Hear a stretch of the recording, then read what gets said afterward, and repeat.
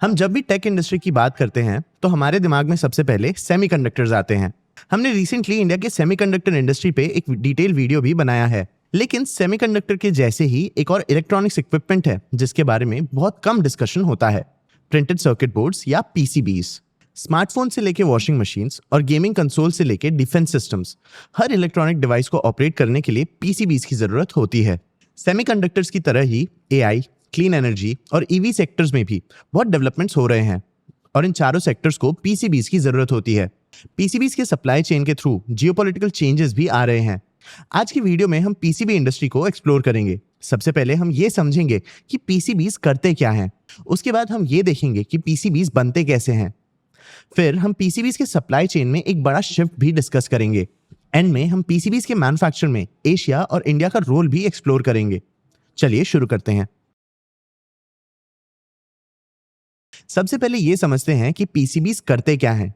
देखो दोस्तों, लास्ट कुछ सालों में सेमीकंडक्टर चिप्स बहुत पॉपुलर हो चुके हैं, लेकिन इन सेमीकंडक्टर चिप्स को ऑपरेट करने के लिए पीसीबीज की जरूरत होती है, क्योंकि इन चिप्स को ऑपरेट करने के लिए इन्हें सर्किट बोर्ड्स पे माउंट करना पड़ता है। ये सर्किट बोर्ड्स इन चिप्स को पावर सोर्सेज, दूसरे चिप्स और इनपुट आउटपुट इंटरफेसेस जैसे कीबोर्ड और माउस से कनेक्ट करते हैं ताकि ये चिप्स ऑपरेट कर सकें।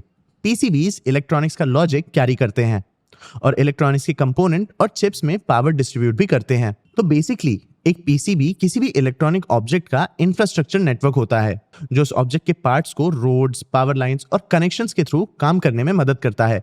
पीसीबीज किसी भी इलेक्ट्रॉनिक ऑब्जेक्ट का कम्युनिकेशन और पावर ग्रिड होते हैं। पिछले कुछ सालों में इलेक्ट्रॉनिक सेक्टर में चिप्स में कई डेवलपमेंट्स हुए हैं। इन चिप्स के साथ साथ पीसीबीज में भी डेवलपमेंट्स हुए हैं। आजकल के एडवांस डिवाइसेस में एक आईसी सबस्ट्रेट नाम का एक टेक्नोलॉजी का यूज किया जाता है। आईसी सबस्ट्रेट छोटे अल्ट्रा प्रेसिजन पीसीबीज होते हैं जो मेन पीसीबी और चिप के बीच में रखे जाते हैं। ये आईसी सबस्ट्रेट्स बहुत कॉम्प्लिकेटेड होते हैं और इनमें 10 to 20 कॉपर लेयर्स होते हैं जो कुछ माइक्रोमीटर से भी ज्यादा पतले होते हैं। मतलब ये आईसी सबस्ट्रेट एक इंसान के एक बाल से भी पतला होता है, इसलिए इन्हें मैन्युफैक्चर करना नॉर्मल पीसीबी से बहुत डिफिकल्ट है। सबस्ट्रेट्स का इंपॉर्टेंस एक एग्जांपल से समझते हैं। 2021 में एक ग्लोबल चिप शॉर्टेज चल रहा था। इस शॉर्टेज का कारण इन चिप्स का रॉ मटेरियल सिलिकॉन की कमी नहीं था। 2021 में चिप शॉर्टेज इसीलिए हुआ क्योंकि इन चिप्स के साथ ऑपरेट करने वाले हाई एंड सबस्ट्रेट्स की कमी थी। इस सबस्ट्रेट शॉर्टेज के कारण चिप्स का प्रोडक्शन स्लो हो गया, प्राइसेस 30 to 40% बढ़ गए और पूरा इलेक्ट्रॉनिक्स इंडस्ट्री एक स्लो डाउन फेस कर रहा था। आज कंज्यूमर इलेक्ट्रॉनिक्स के अलावा बहुत सारे न्यू एज इंडस्ट्रीज में भी पीसीबीज यूज होते हैं। एआई चिप्स को हाई एंड पीसीबीज की जरूरत होती है। क्लीन एनर्जी इंडस्ट्री में battery management systems, solar power inverters और ईवीज के लिथियम आयन बैटरीज में पीसीबीज का यूज होता है। 5G इंफ्रास्ट्रक्चर में भी पीसीबीज का यूज होता है, जहां high frequency 5G signals broadcast करने के लिए सबस्ट्रेट्स की जरूरत होती है। अब ये तो थे पीसीबीज के यूजेस, लेकिन इन पीसीबीज को बनाया कैसे जाता है? ये प्रोसेस काफी कॉम्प्लिकेटेड होता है। हम इसके मेजर स्टेप्स समझेंगे जो इसके सप्लाई चेन से रिलेटेड हैं। देखो दोस्तों, एक पीसीबी के अंदर बहुत सारे कॉपर फॉइल्स होते हैं। ये पीसीबी के अंदर बहुत पतले कॉपर वायर्स का काम करते हैं जिसके थ्रू पीसीबीज पावर डायरेक्ट करते हैं। ये फॉइल एक कॉपर क्लैड लैमिनेट या सीसीएल पे रखा जाता है। सीसीएल फाइबर ग्लास और रेजिन से बनाया जाता है ताकि पीसीबी के अंदर का फॉइल पीसीबी से अच्छे से कनेक्टेड रहे और ताकि पीसीबी के कुछ इंपॉर्टेंट एरियाज को शॉक से बचाया जा सके। लेकिन इन कॉपर फॉइल्स को बनाना बहुत मुश्किल है। ये रॉ कॉपर मेटल से काफी अलग होता है। पीसीबी मेकर्स इस प्रोसेस की कॉम्प्लेक्सिटी के कारण खुद रॉ कॉपर का यूज नहीं करते हैं। पीसीबी मेकर्स कुछ ऐसे प्लेयर्स से डील करते हैं जिन्हें कॉपर फॉइल मैन्युफैक्चरिंग में एक्सपीरियंस हो। इन एक्सपीरियंस प्लेयर्स के पास स्पेशल इक्विपमेंट और केमिस्ट्री का स्ट्रॉन्ग अंडरस्टैंडिंग होता है। पीसीबी मैन्युफैक्चरिंग में सीसीएल्स 30% और कॉपर फॉइल 9% के साथ पीसीबी मैन्युफैक्चरर्स के रॉ मटेरियल कॉस्ट में सबसे ज्यादा कंट्रीब्यूट करते हैं। पीसीबी मैन्युफैक्चरर्स के रॉ मटेरियल कॉस्ट उनके टोटल कॉस्ट का 60% होते हैं। इसके बाद आता है पीसीबीज में सर्किट पैटर्न्स बनाना। इसके लिए फोटोलिथोग्राफी नाम का एक प्रोसेस यूज किया जाता है। इस प्रोसेस में सीसीएल पे यूवी लाइट्स के थ्रू पैटर्न्स बनाए जाते हैं।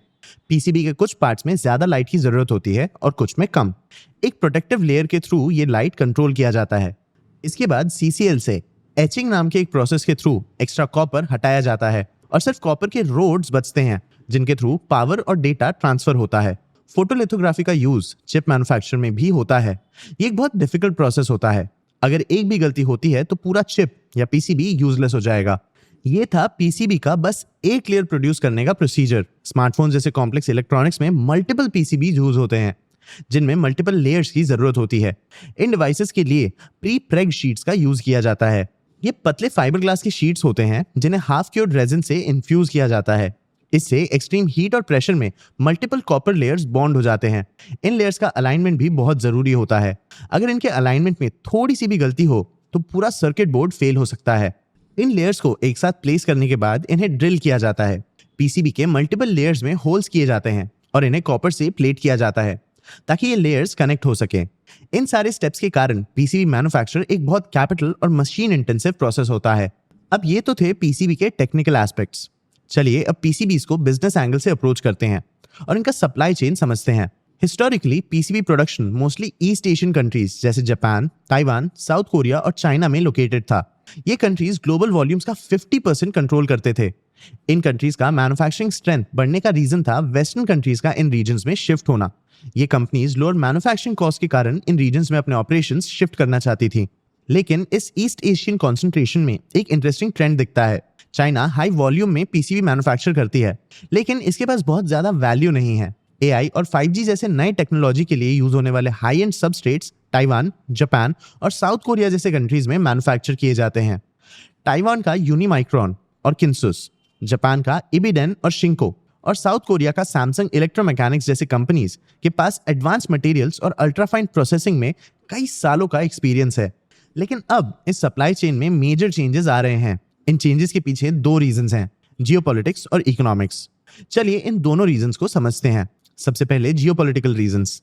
यूएस चाइना के ट्रेड वॉर के चलते चाइनीज गुड्स पे हाई टैरिफ्स लग चुके हैं, जिनमें पीसीबीज भी इंक्लूडेड है। इन टैरिफ्स के कारण चाइनीज कंपनीज का लो कॉस्ट एडवांटेज चला गया। यूएस अपने protecting circuit boards and substrates act के अंडर डोमेस्टिक पीसीबी प्रोडक्शन को प्रायोरिटी भी दे रहा है। चाइना पे ओवर रिलायंस के कारण कई कंपनीज भी अपना प्रोडक्शन डाइवर्सिफाई कर रही हैं। ये डाइवर्सिफिकेशन ताइवान में ज्यादा देखने मिल रहा है, जो चाइना से काफी हॉस्टिलिटी फेस करता है। अब चलिए सप्लाई चेन में चेंजेस का इकोनॉमिक रीजन समझते हैं। इस रीजन में भी चाइना का इन्वॉल्वमेंट है। चाइना के पीसीबी मेकर्स ने इतने अग्रेसिवली अपने ऑपरेशंस एक्सपैंड किए कि लो टू मिड टियर बोर्ड्स में एक ओवर सप्लाई का सिचुएशन आ गया। इस ओवर सप्लाई के कारण एक प्राइस वॉर स्टार्ट हो गया, जिसके कारण चाइनीज पीसीबी मेकर्स के मार्जिन्स पे प्रेशर पड़ गया। ऊपर से चाइना में लेबर कॉस्ट भी बढ़ गए और स्ट्रिक्टर एनवायरमेंटल नॉर्म्स के कारण इन कंपनीज के मार्जिन्स पे और प्रेशर बढ़ गया।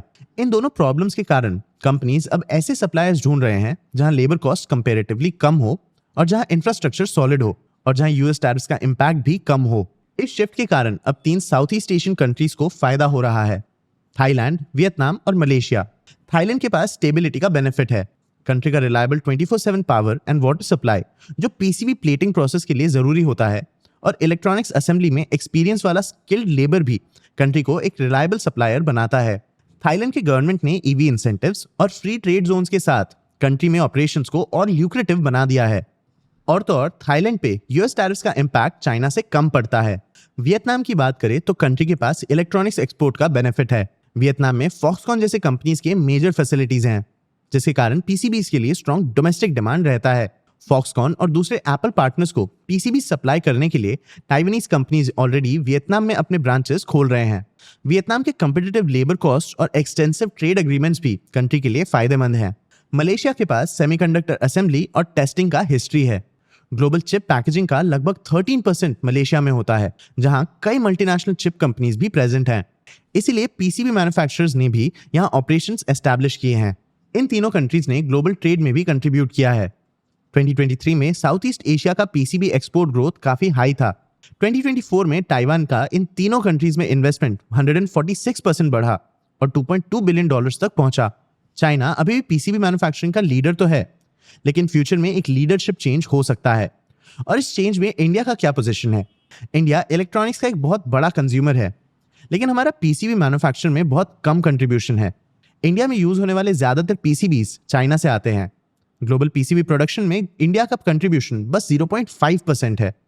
ये इंडिया के लिए एक स्ट्रेटेजिक वीकनेस है, और इंडिया के इस वीक पोजीशन का कारण है पीसीबी में यूज होने वाला सबसे मेजर मटेरियल कॉपर। जैसे मैंने बताया, पीसीबीज बनाने में सीसीएल्स और कॉपर फॉइल्स सबसे बड़े एक्सपेंसेस होते हैं। कॉपर फॉइल्स का प्रोडक्शन भी साउथ ईस्ट एशिया के उन 4 कंट्रीज में ही कॉन्सेंट्रेटेड है जहां पीसीबीज का मैन्युफैक्चरिंग स्ट्रांग है। वहीं इंडिया में मैन्युफैक्चर होने वाले पीसीबीज में यूज होने वाले सीसीएल्स ऑलमोस्ट पूरी तरह से इंपोर्टेड हैं। ऐसा इंडिया के खुद के कॉपर रिजर्व्स और एक्सपैंडिंग माइनिंग ऑपरेशंस होने के बावजूद है। लेकिन सिर्फ माइनिंग ऑपरेशंस होने से काम नहीं चलेगा। कॉपर फॉइल्स मैन्युफैक्चर करने के लिए स्पेसिफिक मशीन्स, फैसिलिटीज और एक्सपर्टीज की जरूरत है, जो इंडिया में नहीं है। एक और रीजन है पीसीबी मैन्युफैक्चरिंग के डेलिकेट प्रोसेस के लिए जरूरी पावर और वाटर रिसोर्सेज।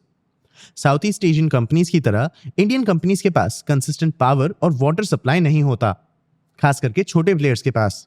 इंडिया के फ्रीक्वेंट पावर आउटेजेस और ड्रॉट्स के कारण इंडिया में पीसीबी मैन्युफैक्चरिंग सेटअप करना बहुत मुश्किल हो सकता है। इंडिया के पीसीबी मैन्युफैक्चरिंग वीकनेस का थर्ड रीजन ट्रेड एग्रीमेंट से रिलेटेड है। मलेशिया, थाईलैंड और वियतनाम की तरह इंडिया आरसीईपी या रीजनल कॉम्प्रिहेंसिव इकोनॉमिक पार्टनरशिप का हिस्सा नहीं है, इसलिए इंडिया को इन कंट्रीज की तरह बेटर एक्सपोर्ट एक्सेस नहीं मिलता। ऊपर से इंडिया का WTO आईटी एग्रीमेंट पीसीबीज पे जीरो इंपोर्ट ड्यूटी कंपलसरी करता है। इसके कारण डोमेस्टिक मैन्युफैक्चरिंग वीक हो जाता है। इंडियन गवर्नमेंट ने पीसीबीज का नीड रिकॉग्नाइज किया और इन्हें पीएलआई स्कीम्स के लिए एलिजिबल बनाया है। स्पेक्स प्रोग्राम के अंडर इलेक्ट्रॉनिक्स मैन्युफैक्चर से रिलेटेड कैपिटल एक्सपेंडिचर का 25% रीइंबर्स हो सकता है। मेजर इंडियन इन्वेस्टमेंट्स का अब रियलाइजेशन भी दिख रहा है। सितंबर 2025 में सिरमा एसजीएस ने आंध्र प्रदेश में इंडिया का सबसे बड़ा पीसीबी मैन्युफैक्चरिंग फैसिलिटी अनाउंस किया है। ये 1593 करोड़ रुपीस का प्रोजेक्ट होगा। सिरमा ने रिसेंटली साउथ कोरियन फर्म शिनह्यूब इलेक्ट्रॉनिक्स के साथ एक जॉइंट वेंचर भी एंटर किया है। विप्रो ने भी कर्नाटका में एक लार्ज स्केल सीसीएल फैक्ट्री में 500 करोड़ रुपीस इन्वेस्ट किया है। 2026 तक प्रोडक्शन स्टार्ट होना एक्सपेक्टेड है। इंडियन इलेक्ट्रॉनिक्स असेंबलर केन्स भी अपना पीसीबी फैक्ट्री बिल्ड कर रहा है। इंडिया के डोमेस्टिक पीसीबी मार्केट में काफी अनटैप्ड पोटेंशियल है। सिरमा ने इंडियन पीसीबी इंडस्ट्री पे कमेंट भी किया। उन्होंने कहा कि इंडिया का पीसीबी मार्केट लगभग $5 बिलियन का है, जिसमें से 90% इंपोर्टेड है। जो 10% इंडिया डोमेस्टिकली मैन्युफैक्चर करता है, उसमें 30% बस एक कंपनी से आता है, 40% 8 to 9 ऑर्गेनाइज प्लेयर्स से और बाकी 30% अनऑर्गेनाइज मार्केट से आता है। आपको क्या लगता है, क्या इंडिया के पीसीबी इंडस्ट्री का ये पोटेंशियल डोमेस्टिक मैन्युफैक्चरर्स कैप्चर कर पाएंगे? अपने व्यूज हमें कमेंट सेक्शन में जरूर बताना। आगे आप कौन से टॉपिक्स पे वीडियोस देखना चाहते हो, ये भी हमें कमेंट सेक्शन में जरूर बताना। अगर ये वीडियो आपको इन्फॉर्मेटिव लगा तो इसे लाइक और शेयर जरूर करना। ऐसे ही और वीडियोस के लिए चैनल को सब्सक्राइब भी कर लेना। आज की वीडियो के लिए इतना ही। मैं हूं आपका होस्ट देव। मिलते हैं अगले वीडियो में।